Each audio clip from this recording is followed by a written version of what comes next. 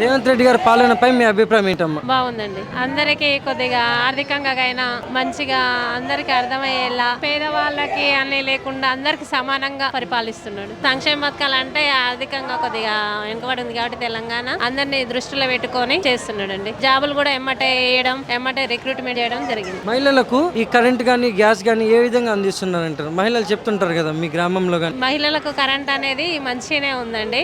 ఒక మహిళలే ముందు ఉండి నడిపియడం, జెంట్స్ కాకుండా ఏదైనా అన్ని ఆడవాళ్ళ పేరు మీదనే చేస్తున్నారు. మగవాళ్ళ రేషన్ కార్డు కానివ్వండి, కరెంట్ కానివ్వండి, గృహజ్యోతి కానివ్వండి, గ్యాస్ సిలిండర్ కానివ్వండి, ఇవన్నీ కూడా ఆడవాళ్ళ పేరు మీదనే చేయడం జరుగుతుంది. ఇంకా ఇప్పుడు మహిళలకి 2500 అనేది మంత్లీ ఇస్తా అన్నాడు కదా, అది కూడా అమలు చేస్తే ఇంకా బాగుంటుంది. మరి ఇలా చూసుకుంటే గతంలో కేసీఆర్ గారి పాలన విధానంపై మీ అభిప్రాయం ఏంటమ్మా? అది కూడా బాగానే ఉంది కేసీఆర్ది కూడా, కాకపోతే 10 years చేసిండు కాబట్టి ఇంకా చేయాలనేది కొద్దిగా ఒకసారి ప్రభుత్వం అనేది మారితే బాగుండనేది చూసారు.